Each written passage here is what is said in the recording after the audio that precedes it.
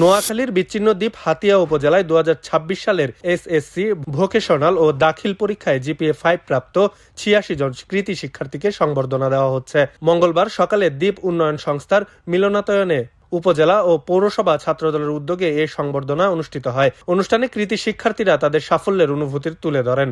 আজকে বলতে গেলে অনেক ভালো লাগছে, সবাই এসেছে, সবার সাথে সম্মিলিত হতে পেরেছি। জিপিএ 5 আসলে পরিশ্রম যেমনই তেমনি আমাদের আসলে অনেক উৎসাহিত করে। আমরা আশা করব ভবিষ্যতে এরকম সফলতার ধারা অব্যাহত রাখার জন্য। আমার খুবই ভালো লাগছে, কৃতী শিক্ষার্থীদের সংবর্ধনা জানাতে আমি আরো উৎসাহিত হয়েছি, আনন্দিত হয়েছি।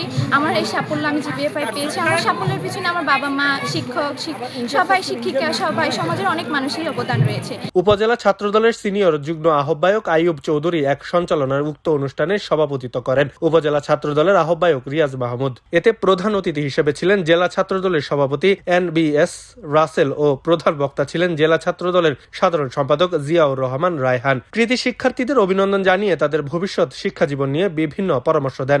আজকে আপনাদের এই একাডেমিক জীবনের চমৎকার একটি অর্জনকে ঘিরে আমাদের এই আয়োজন।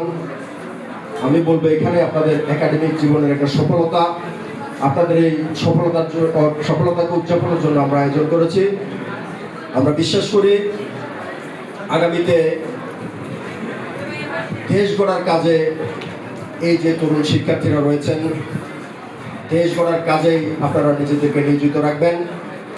উক্ত অনুষ্ঠানে বিএনপি ও অঙ্গ সংগঠনের নেতৃবৃন্দ, কলেজ, মাদ্রাসা ও মাধ্যমিক শিক্ষা প্রতিষ্ঠানের শিক্ষকবৃন্দ ছাড়াও বিভিন্ন পেশার প্রতিনিধিগণ, অভিভাবকগণ উপস্থিত ছিলেন।